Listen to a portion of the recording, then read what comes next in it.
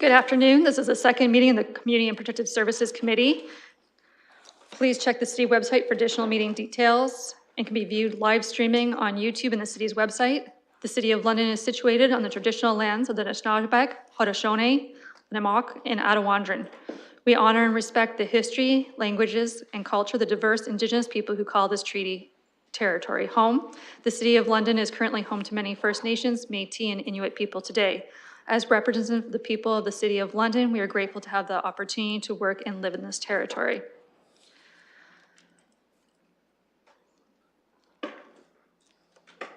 For everyone's information, I have Councillor Stevenson, McAllister, Pribble, Rahman for committee with me today, and Ferreira. Mayor Morgan may or may not appear later at his discretion. The City of London is committed to making every effort to provide alternate formats and communication supports for meeting upon request. To make a request specific to this meeting, please contact cpsc@london.ca or 519-661-2489, extension 2425. Looking to committee for disclosures of pecuniary interest. Seeing none, I'll make everyone aware that there is an added agenda. We have two addeds on it. Consent items, we have 2.1 through to 2.7. Looking to committee to see if they would like anything pulled to be voted on separate, realizing we can still ask questions at will for technical questions. Just if you want to have amendments, different wording, we would need to pull those and they would go to the very end after confidential items. So looking to committee to see if you would like anything pulled in the consent items. Seeing none, looking for a mover and a seconder to put all consent items 2.1 through to 2.7 on the floor. Moved by Councillor Rahman, seconded by Councillor Pribble.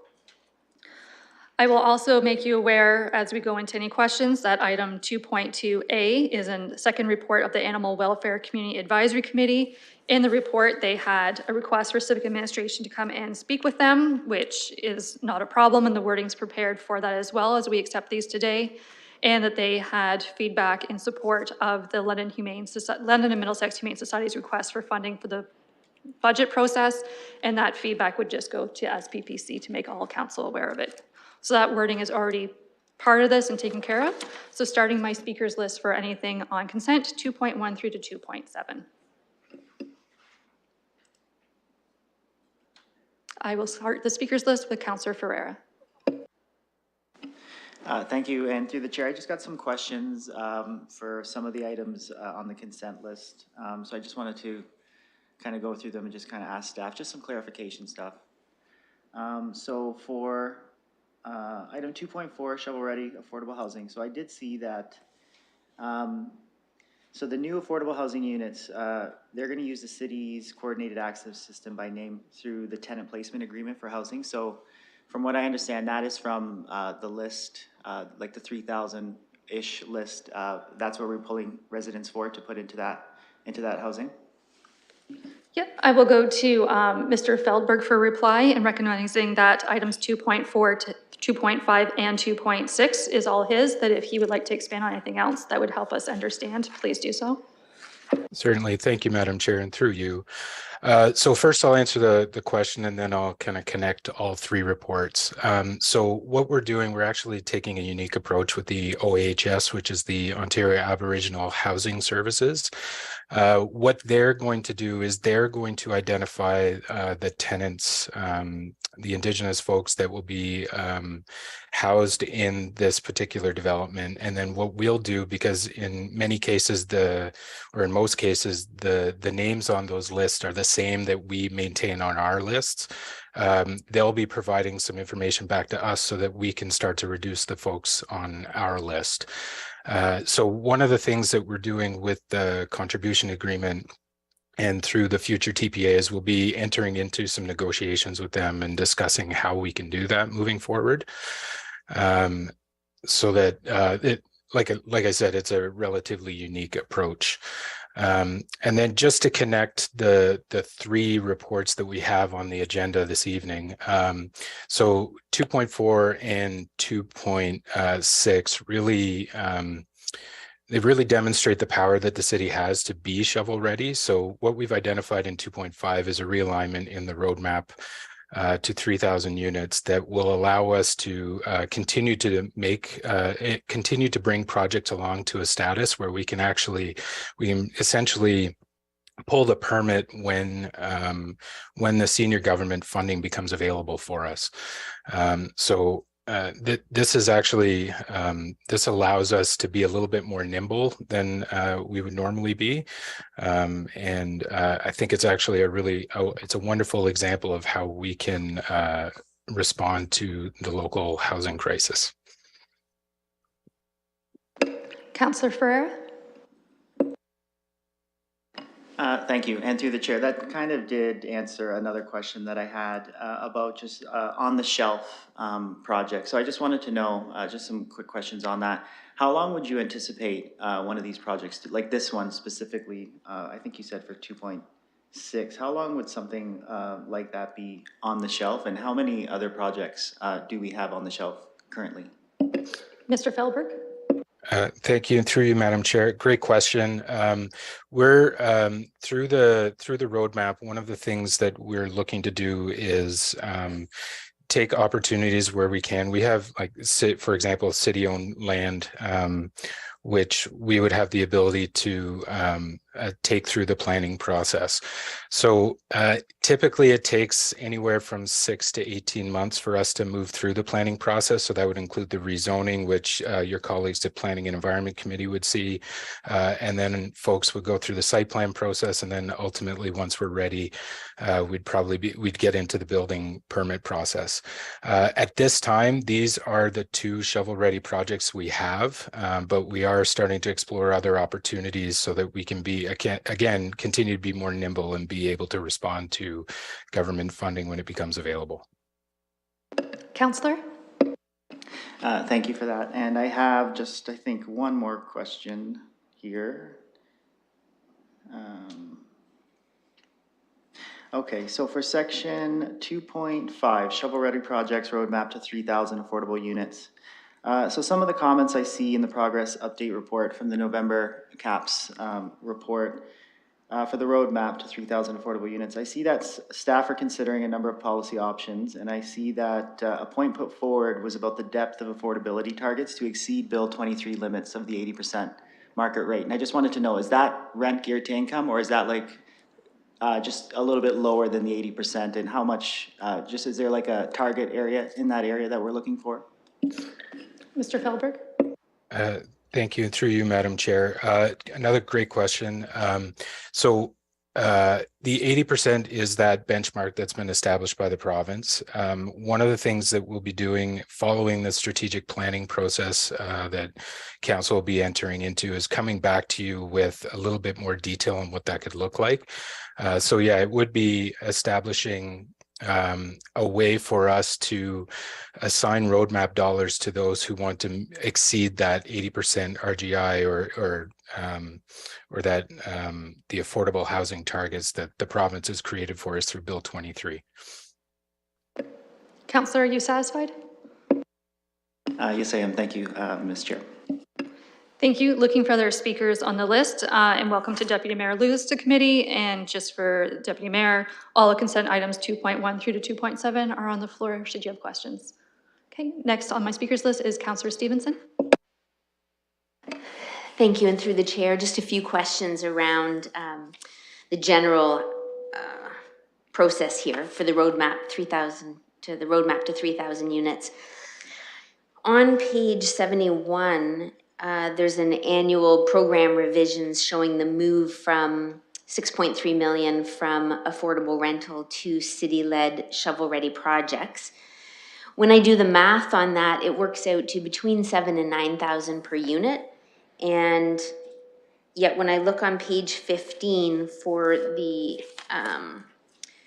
2.4, 18 Elm Street, when I take the HDC contribution and divide it by the 42 units, I get 36,000 per unit. So I'm just wondering if my math, like if I'm looking at it, wondering, are we budgeting 7,000 or 9,000 per unit for these, and this is just coming up high, or any information on that? Thank you. Mr. Feldberg? Thank you, and through you, Madam Chair. So the roadmap to 3,000 was actually approved by Council in November 2021. The Elm Street project was something that came forward a few years ago and is not considered under that roadmap and is actually part of the former HDC. The roadmap actually it actually is looking for up to $45,000 a unit within that.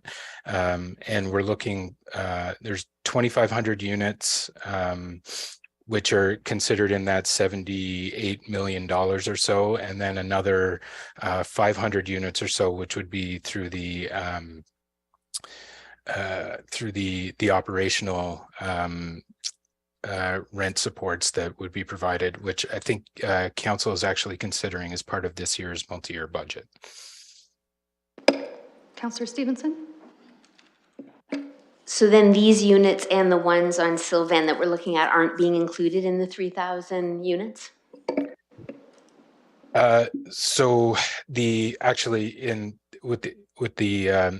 Elm Street is not being considered in the roadmap to 3,000. The Sylvan project we are looking to pull funds from the roadmap to 3,000.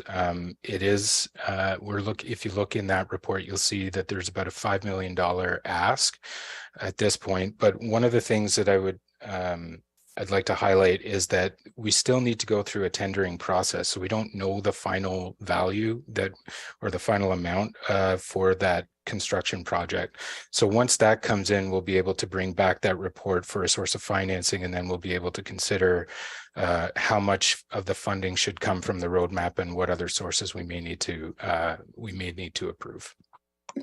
Thank you. Councillor, a follow-up?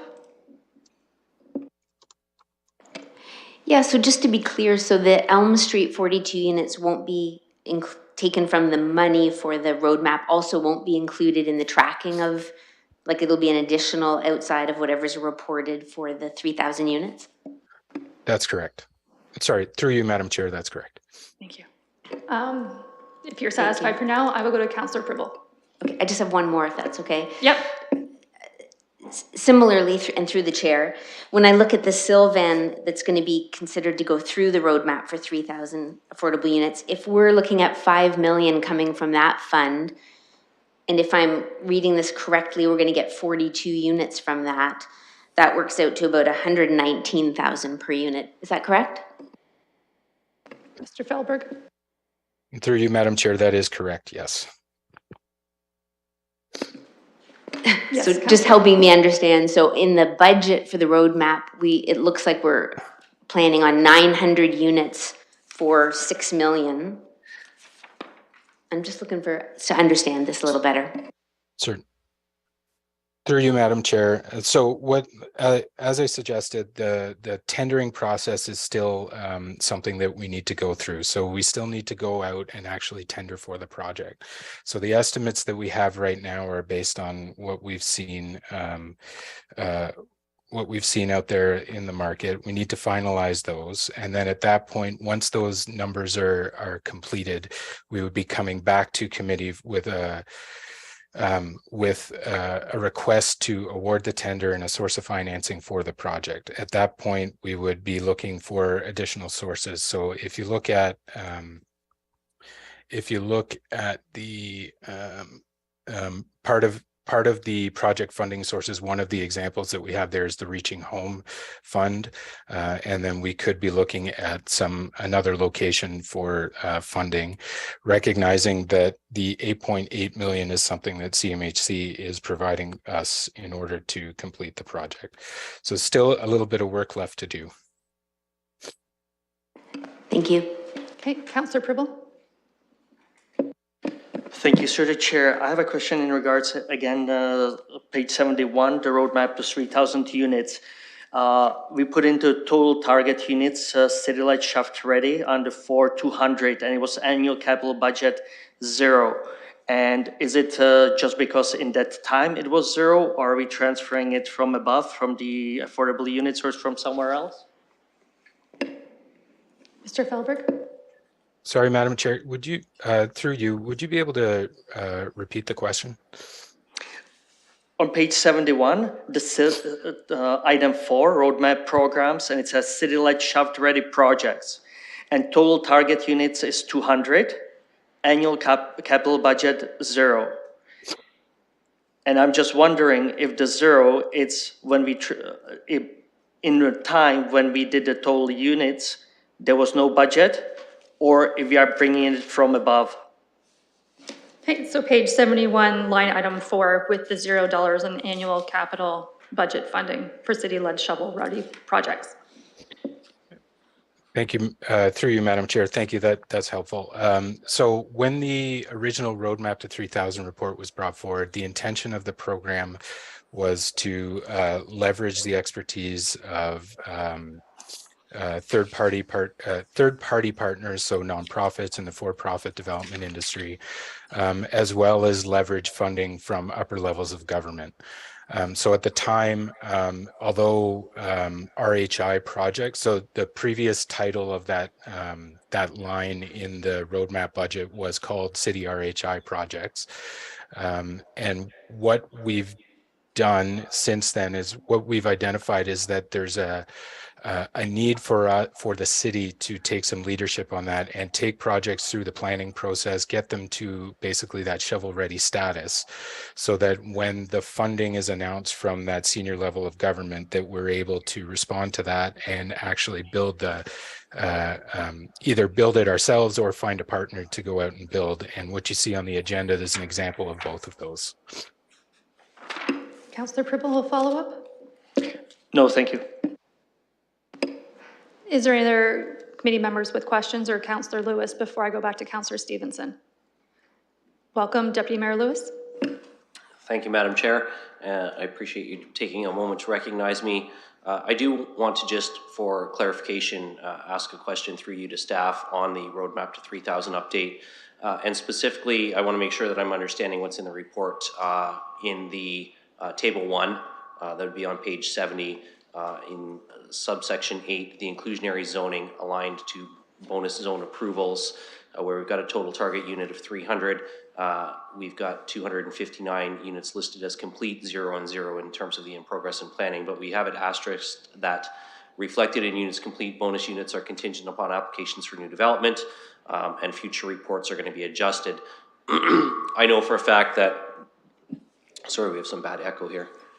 But I know for a fact that some of the bonus units that we have used. Sorry, do you want to try the microphone next to you? Just yeah, I'm going to try microphone 3. So I know some of the applications that we approved in the last term of council, which include bonus units, have not only not begun, but in fact the properties are up for sale.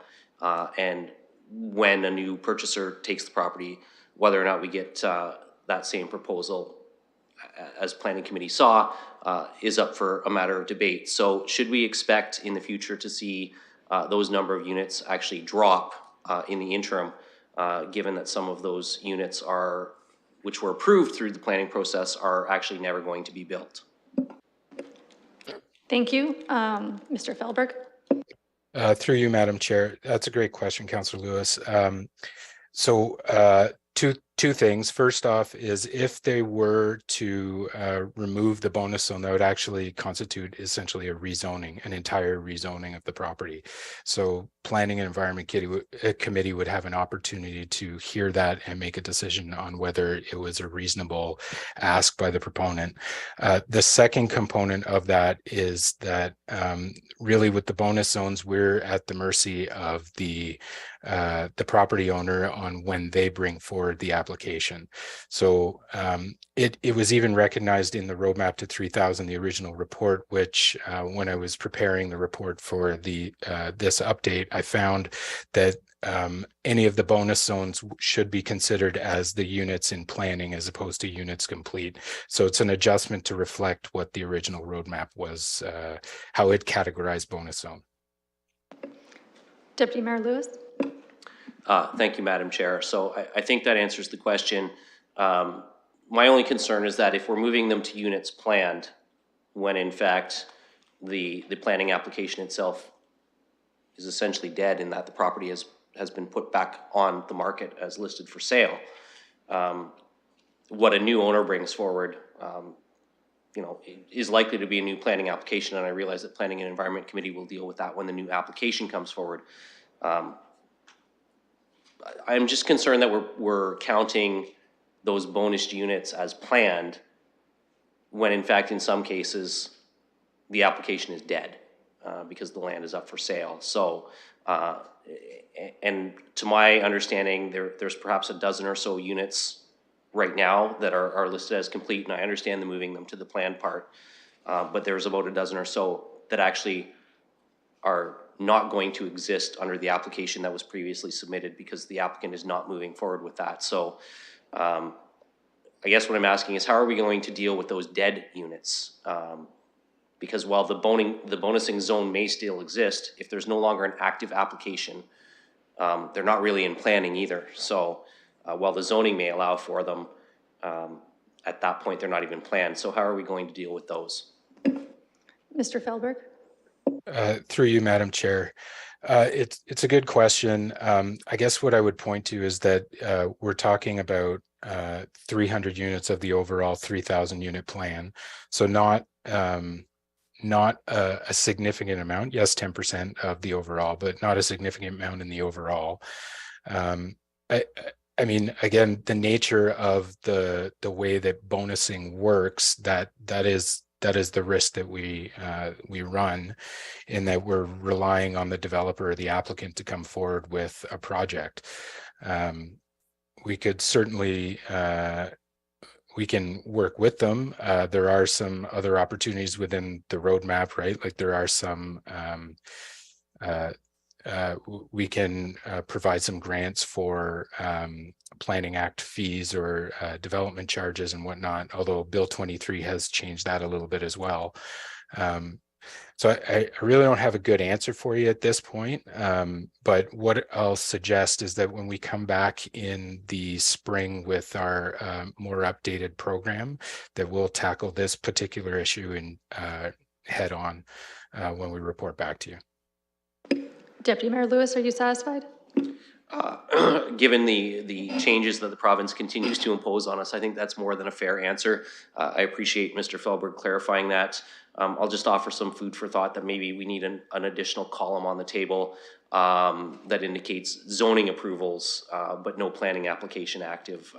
That might be helpful, but that's just some food for thought as we move forward. And I suspect that we may have future provincial changes to deal with as well. They seem to keep sending us some. So I appreciate that staff is dealing with a changing environment there. And I think that answer is as good as we can expect right now.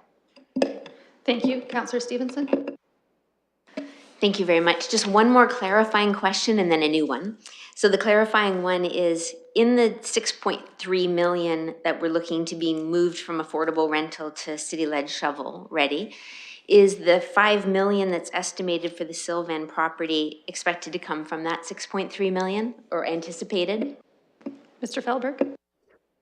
Through you, Madam Chair, assuming that the city will continue to be the operator, then yes, it would be. If we're able to go out and find a partner for that, we might move it to the affordable rental, but that would be the intention at this point. Thank you. And one more question. On page 70, it says that typically when the funds are transferred to the city, it is with the understanding that any additional project costs will be covered by the proponent.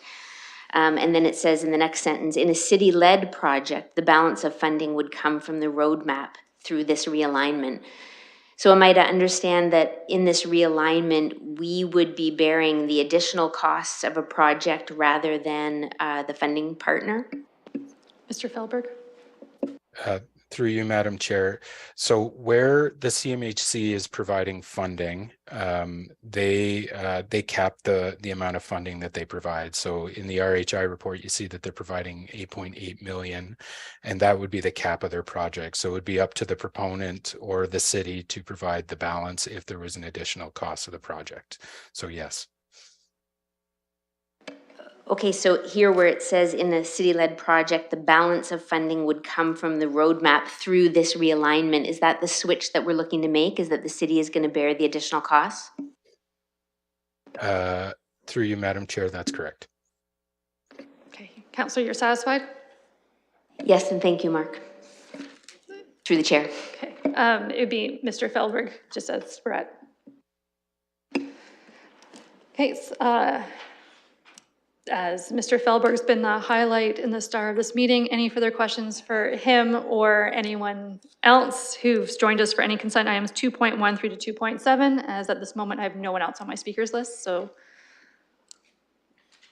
Okay, thank you, Mr. Feldberg, and we look forward to seeing you for updates at the next reports as they come due and calling the question.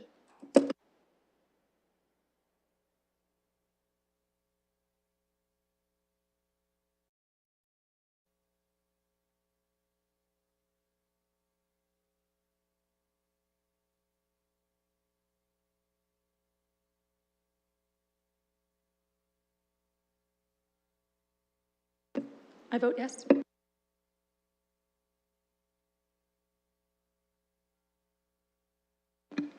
Closing the vote, motion carries 5-0. Thank you. Schedule items, there are none. Items for direction, we do have a correspondence from a Johnson Green Space Alliance, green space protection at the former River Road Golf Course in Ward 1. And we have an added request for delegation status as A. Johnson can't be here for M.A. Hodge from Climate Action London. Ms. Hodge is in the gallery with us tonight and seeking delegation status. So it would be for consideration of committee if you would receive Ms. Hodge at this time as she is prepared for this meeting for up to 5 minutes. Looking for a mover and a seconder. Moved by Councillor Rahman, seconded by Councillor Pribble for 5 minutes for Ms. Hodge. When this is done, at that point, you can decide to, realizing this is only your second committee meeting and the first CAPS was exciting, that you can decide to receive the correspondence, not receive the correspondence, or refer it to staff for the consideration. But Ms. Scher is also with us this evening to answer any background information you have or when future reports are coming forward as follow-up that you might have from our delegation this evening. So welcome, Ms. Hodge. Happy New Year, and you have 5 minutes, please. Oh, sorry, we need to vote on that first. So opening the question before, I'm so eager to welcome you. Just one moment.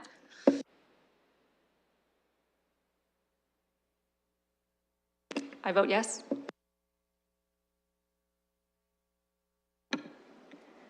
Closing the vote, the motion carries 5-0. Welcome, Ms. Hodge, before us once again, and you have 5 minutes. Please proceed. Thank you for allowing me to speak tonight in respect to the report submitted by Angus Johnson of Green Space Alliance. In December, a researcher from Dalhousie University released a report identifying London as the #1 city in Canada for the quality of its environment. This report tabulated a number of different metrics like the number of extreme heat days, the level of air pollution, the proximity to industry and traffic, and determined that London had the best average score at 70. London, however, had scores as high as 84 and as low as 44. So where you live within the city and your natural surroundings is important to your health, and East London scored poorly overall. This is an issue of environmental justice. People enjoy living in London because of the Thames Valley Trail and parks like Springbank, Harris Park, and Victoria Park, and there is currently no substantial park in the east. And it was therefore great to see that in the staff report, they were recommending that the majority of the land would be allocated to the Parks Division for possible expansion of the Thames Valley Trail network and for a future district park. Because we know that as our population expands, our parks are increasingly under pressure as access to spaces large enough for sports and recreation activities are getting more and more difficult to find. And not just adults, but children need regular access to nature and outdoor spaces for their mental and physical health. The staff report states that the highest and best use of the potentially developable lands has yet to be determined, but suggests exploring a portion of the lands could have light industrial uses. And this is the crux of the issue. What is the highest and best use for these 22 acres? Is it industrial land? And will we consider recreational land as green space and protect it for its use? I would argue that the highest and best use would be to keep it green space, consistent with the London Plan designation for this property and the proposal as put forward by Green Space Alliance. The London Plan regulates industrial zoning in this area to Veterans Memorial Parkway. This is an opportunity that may not come again. The city has declared a climate emergency. We know that tree canopy can be a significant component of climate resiliency plans, both due to the cooling aspects of tree cover, but also to the ability of trees to absorb water during heavy rain events. New subdivisions with single-family homes are being built with very little space for trees. Apartment buildings, like the new 10-story building on Oxford Street west of Highbury, took homes with backyards and replaced it with built form right up to the street front and backyards paved over for parking. Reforest London had a goal to plant 1 million trees in 10 years. In the past 11 years, they have barely planted more than half that amount and are already running out of city-owned property in which to plant. Yet, as The Economist magazine in the recent climate issue stated, reforesting cleared land could provide more than 1/3 of the emissions reductions needed to prevent more than 2 degrees Celsius of global warming. And dense canopy has more impact on emissions than scattered tree plantings. So reforesting these 22 acres would tell Londoners that the city is serious about the climate emergency. The first step of implementing the Climate Emergency Action Plan was to put a climate lens to major projects. I did not see any reference in the report to whether a climate lens has been put to this project. The city has expressed a desire for reconciliation with neighboring First Nations communities. This property abuts the Thames River, and I understand that anything that happens along the Thames River triggers a consultation with First Nations. In reading the report, I did not see any indication that there has been any such consultation. So before the next report is submitted, I would request that a consultation be done with the First Nations communities, especially since the report indicates that there is, quote, some archaeological potential. And as well, a consultation is required with the residents in this ward because we are taking land that was currently open recreational space and considering turning it to industrial. So a consultation with the residents would also be requested. Montreal just recently hosted COP15 on biodiversity loss, where countries were urged to protect 30% of land and 30% of water by 2030. And I think we are all in agreement that the majority of the former golf course land should be used for parkland. The question is really what to do with these 22 acres proposed for industrial or possible industrial development. So please consider keeping all of the land for park because this area of the city can benefit from a large park. Industrial development is identified in the London Plan as being focused only on Veterans Memorial Parkway. The city's tree canopy goals may not be reached without this parcel. And let's keep London ranked #1 for the quality of its environment. Thank you. Thank you, Ms. Hodge, for joining us today, as you have done so on so many other days, being engaged with the community. Looking to committee for any questions or comments that you might have or motions you would like to put forward. I'll start with Councillor Rahman. Thank you, and thank you to Ms. Hodge for her presentation today.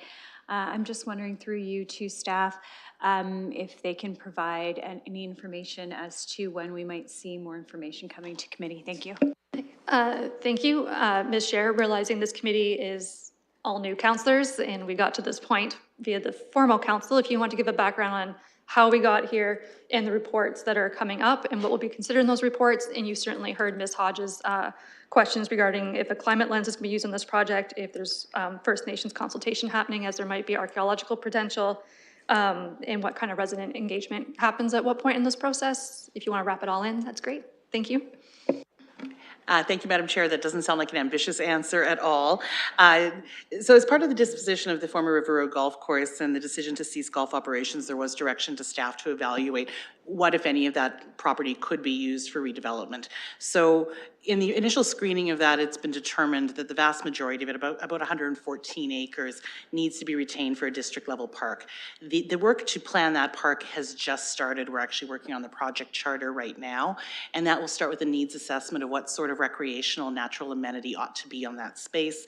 And that, of course, will reflect the Parks and Rec Master Plan as well as community engagement. There'll be many touch points with committee and council in advance of any decisions about the district park proper.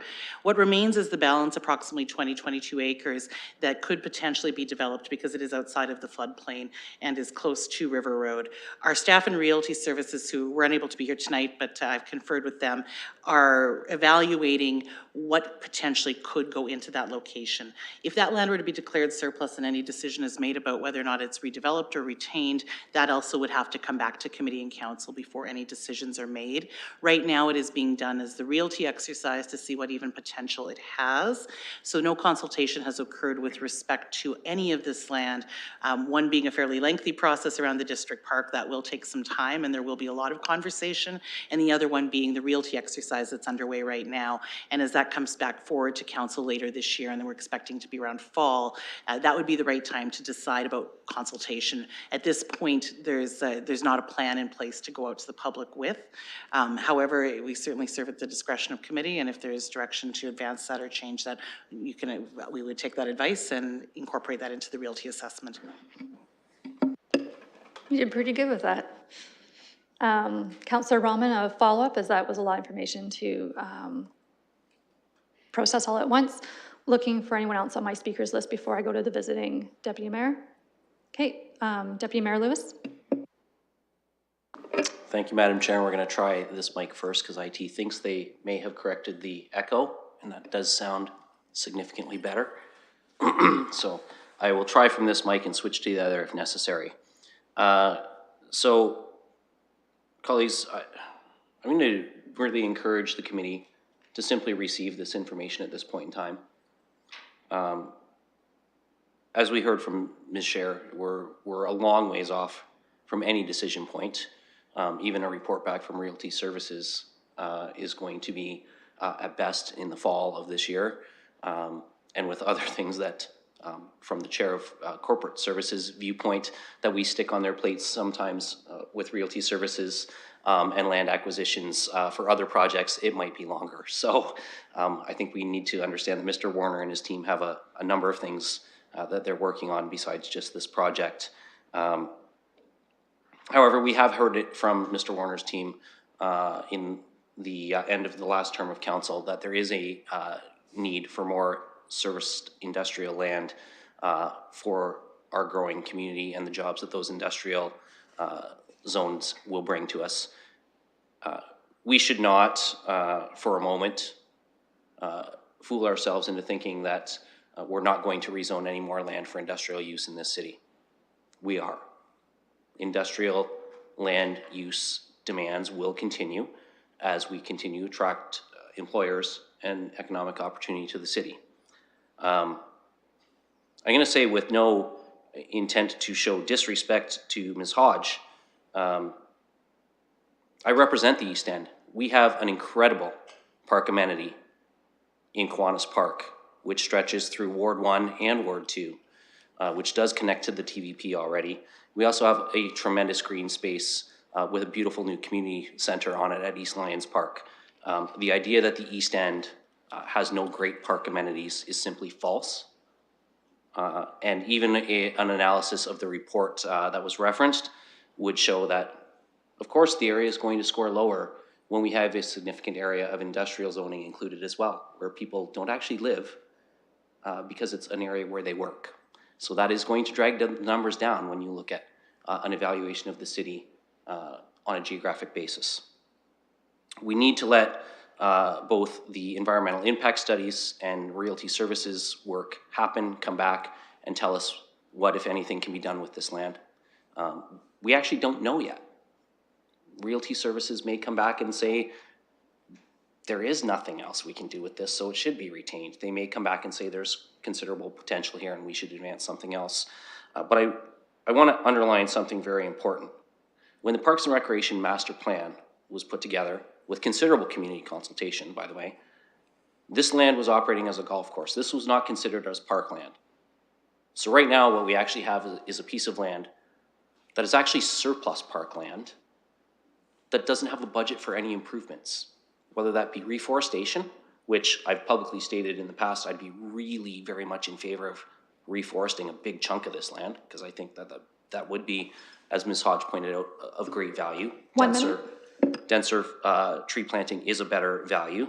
But there is no budget in the Parks and Rec Master Plan to reinvent the use of this land. One thing that we could as a council consider when we get to a decision point, is to direct proceeds of the sale of part or some of those 22 acres to support the redevelopment of that park space. So I think we need to keep that in consideration as well. All of these things, none of them happen without funding in place in the budgets right now. There was no plan when the Parks and Rec Master Recreation Plan was created for this land to be envisioned as a park. So I think we have to keep that in mind, give staff time to do their work, come back to us. We are well away from a decision point. So I really encourage you to just receive this tonight and not do anything further with it at this time. Thank you, Deputy Member Lewis. I will just, I guess one point of clarification. As you said, we are far from at this point. I'm just not sure if we do get to the sale of a portion of this property, if it was in the golf budget and golf has to pay for golf and go back into upgrading amenities at the other courses, or we can redirect it. I don't know if staff want to clarify that at this point or not touch it. Okay. Okay. Thank you, and through you, Madam Chair, that's a good question. We're actually coming, Kelly and Ms. Scher and I, on January 31st with an update to the Parks and Rec Master Plan, our annual update. And a part of that we'll be sharing with you golf. We'll be sharing you the great successes we had this year at our two courses. Share with you the surplus that we were able to achieve this year because we're almost past pre-pandemic levels. And we'll talk to you about the reserve fund and the life cycle renewal projects we're going to be doing for the next 2 years. So that is correct. Proceeds of the initial sale, you will see, will go to that golf reserve fund as it will help invest into our two golf sites. Thank you for that. And we look forward to that updated information on the 31st coming back to us as another information point for us. Next on my speakers list, I have Councillor McAllister, followed by Councillor Privel. Thank you, and through the chair, as the River Road does fall in my ward, I did want to speak on this topic.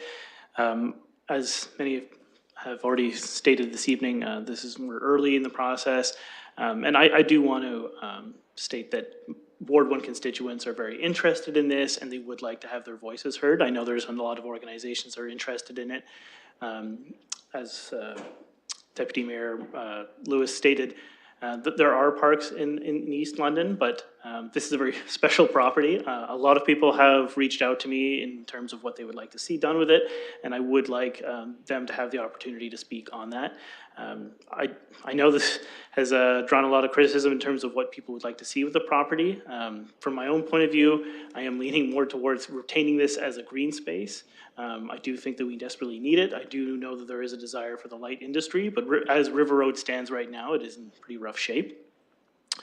And I do think that Ward 1 residents do deserve the opportunity to voice their concerns and what they would like to see done with the property. There are a number of organizations in terms of Parks and Rec that have expressed an interest in terms of what they would like to see done with the property. And in terms of reforesting it, I do think that we have a chance to increase our canopy. And as Ms. Hodge stated, that there is a great opportunity to reforest that area, and we do need that consultation as well with the Indigenous consultations.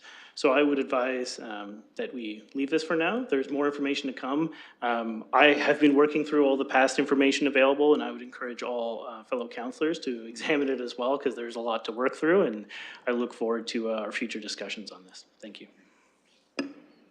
Thank you for those comments. And I believe part of the past information that will also come back for us, just for committee's knowledge, is when these reports start to come back, road condition and other amenities in the area that we've heard throughout last term of council too will also come back in these reports because they've been sent back to staff and they'll come back when it's time.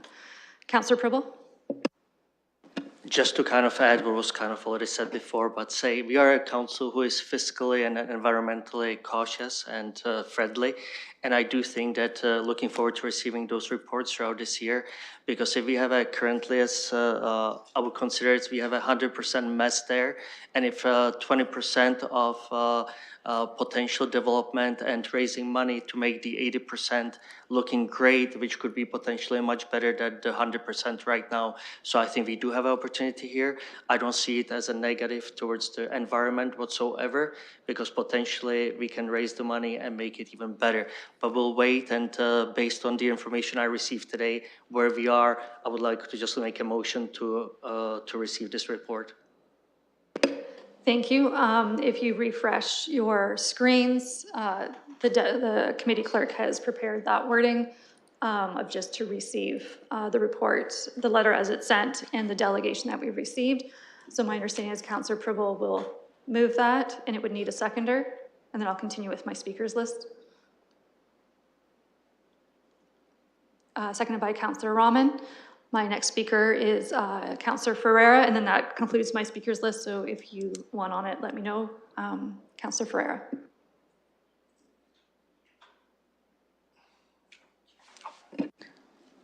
Thank you, Madam Chair. So when it comes to, like, I see that there's a need that we need to increase our industrial space, but I also know that there is a need to increase our park space or green spaces.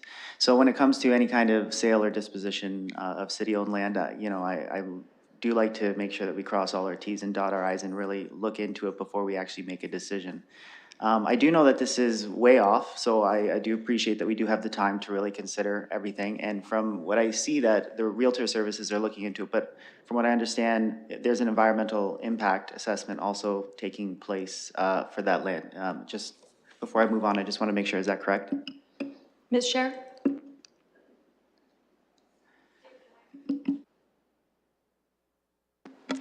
Thank you, Mr. Chair, or Madam Chair, pardon me. There is not an environmental impact assessment happening right now for the balance of the land. There are two processes that are unfolding simultaneously. One of them will be the parks planning for the bulk of the property, and that may require the conclusion of an EA, but right now it's in a needs assessment as to what amenity could go into the district park. And then the other piece is the realty exercise to see what potential that land could have for resale and development. As those two conclude, that'll guide what needs to be done in terms of the environmental assessment that would govern the actual development and delivery of the park. This is a park bonus space for us. It wasn't space we were planning on having available to create a district park, although it is very rare to get a parcel this size. So we're very pleased to have it. So there will be a number of steps, and we'll be outlining that as we get through the planning for the larger study for the park itself. Councillor Ferreira? And thank you, Ms. Chair. So from what I'm gathering, because we are a long way off, and anytime, once staff comes back with what they find in their findings, there will be a chance for some type of public participation meeting, I'm assuming, when that time comes. Just wanted to clarify that as well. Yeah, I believe it's been mentioned that it's going to be part of the resident engagement with the Parks Master Plan, and we don't know when timing is going to be, but if Ms. Chair just wants to validate. So there's probably two processes that we're speaking about. One of them will be the realty planning for the smaller parcel of about 22 acres. That would come back as a report to council, providing recommendations as to what could be done with that land. The process for developing the new district park will have many consultation options with the public as well. I don't know, I don't believe a PPM is required for the disposition decision for the 22 acres. Realty can confirm that as the process moves forward, and certainly we can have that answer for you for council. There will definitely be many, many opportunities for the public to be engaged in planning the district level park. Thank you. We'd appreciate that clarification prior to the council vote on the 24th, I think is when we meet. A follow-up, Councillor Ferreira? Yeah, the reason I'm asking it is just, I like when the public is stepping up and engaging and just to make their voice heard, especially considering the past election results. Anybody who steps up, who wants to just, make their voice heard and just engage with civic matters is a big deal as far as I'm concerned. So I'm pretty good with the motion on the floor, receive the report, and I'm looking forward to staff report in the future. Thank you. Any further questions or comments on this item? Calling the question.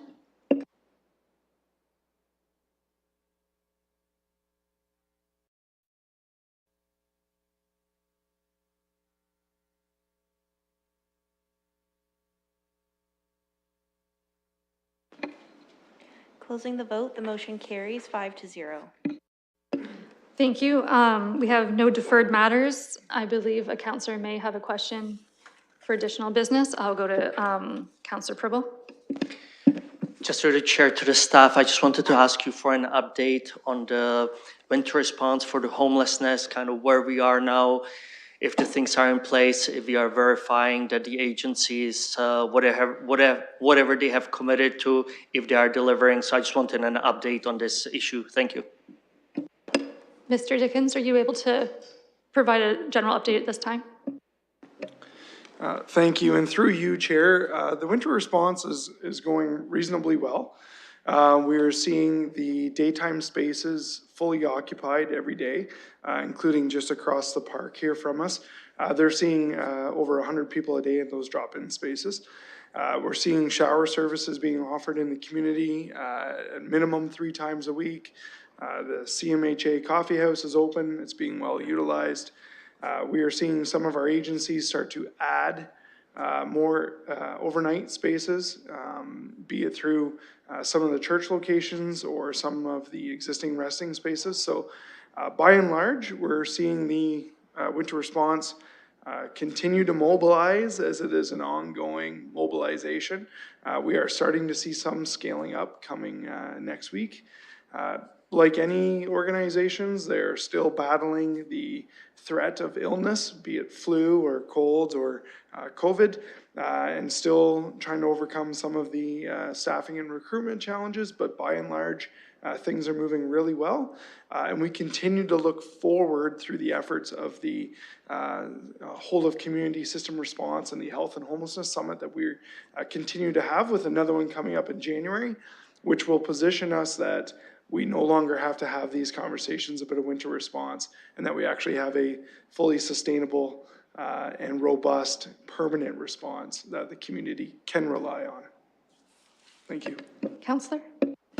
Thank you very much, and I not just thank you for the report, and directly from the sources who live on the street by the encampments. They did, and I agree with you that a lot of agencies were ready, and especially 2-3 weekends ago, maybe when we were in minus very freezing temperatures, they did find the spots, which is fantastic, great.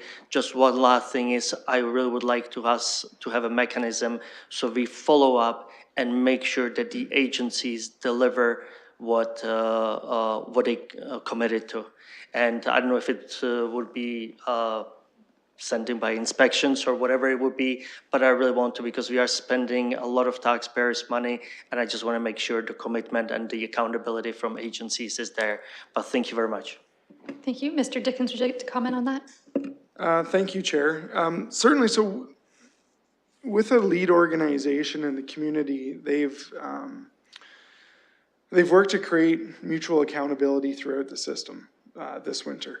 And yes, the city has provided funding from all 3 levels of government, and we continue to be directly involved in engaging with those lead agencies to ensure that services are being delivered. We get regular routine updates, and if we were to ever ask for an update, we typically get it almost in real time.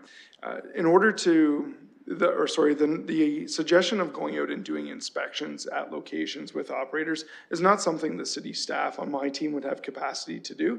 And I think I would have to be careful about what it is we're inspecting.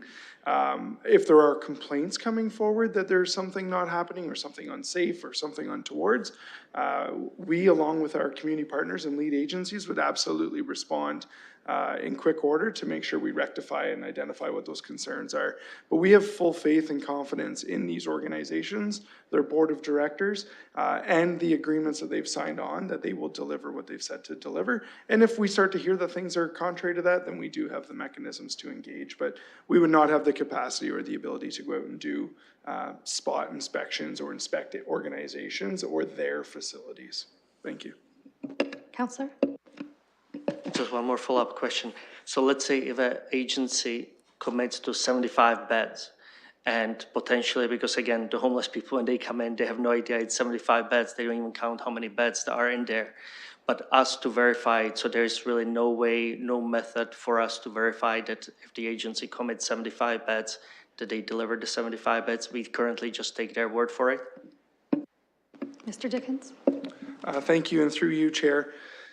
So the funding agreements were in place to provide an up to funding amount based on what the organizations were able to deliver.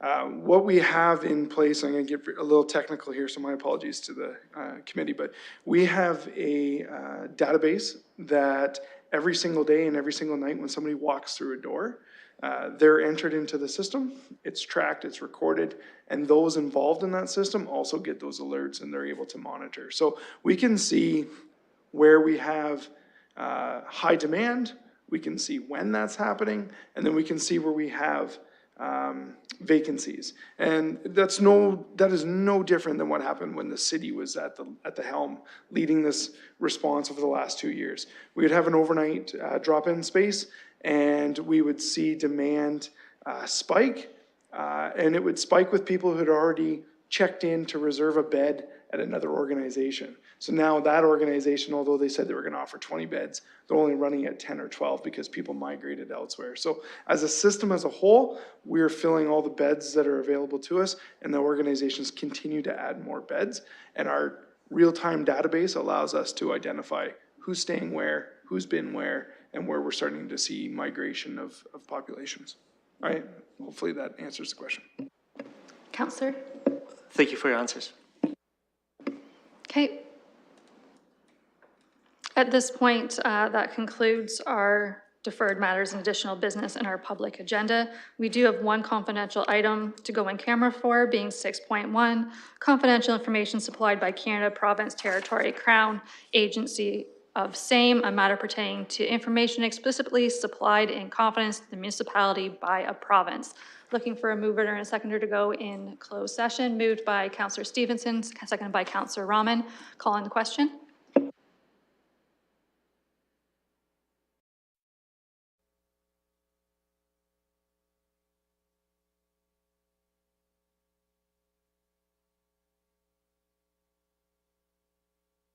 Councillor Pribble, your vote, please.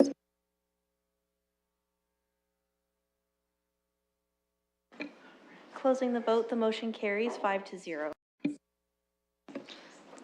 Thank you.